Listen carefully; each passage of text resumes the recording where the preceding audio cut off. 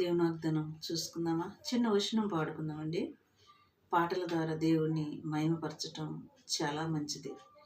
పాటల ద్వారా ఆనాడు భూమికి పునాదులు వేసినప్పుడు ఏబు భక్తుని అంటాడు దేవుడు, నేను భూమికి పునాదులు వేసినప్పుడు నువ్వు ఉన్నావా? దేవదూతలు వచ్చి మరి పాటలు పాడారంట.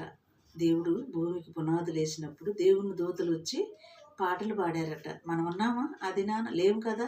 మరి ఇది మరి చిన్న పాట పాడుకొని దేవుని వాక్యం చూసుకుందామండి.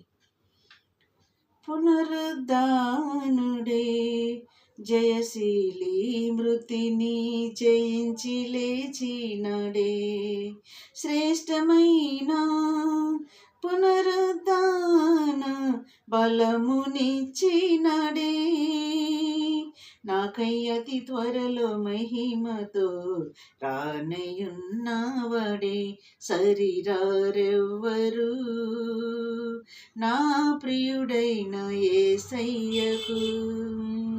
సర్వము నెరిగిన సర్వేశ్వరునికి, సరిహద్దులు లేని పరిశుద్ధునికి, సరిరారెవ్వరు నా ప్రియుడైన యేసయ్యకు.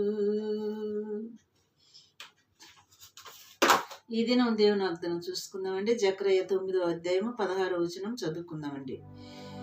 నా జనులు యెహోవా దేశములో కిరీటమందలి రత్నం వలె ఉన్నారు కనుక, వారి కాపరి తన మందను రక్షించినట్లు వారి దేవుడైన యెహోవా ఆదినమున వారిని రక్షించును. ఇదేనా వాగ్దానం అండి.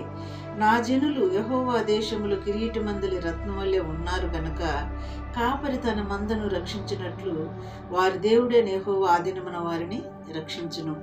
ఈ దినం వాగ్దానం, ఇటు వాగ్దానాన్ని బట్టి మనం ప్రార్థన చేద్దామండి. స్తోత్రములు ప్రభా. ఈ వాగ్దానాలు ప్రభా చూస్తున్న బిడ్డల్ని, వింటున్న బిడ్డల్ని దీవించి ఆశీర్వదించు ప్రభా. నాయన, నీ దేశంలో మేము రత్నంలో ఉండటానికి నీ కృప మాకు దయచేయమని నజరేయుడైన యేసయ్య నామములో అడిగి వేడుకొంచున్నాము తండ్రి. ఆమేన్. God bless you.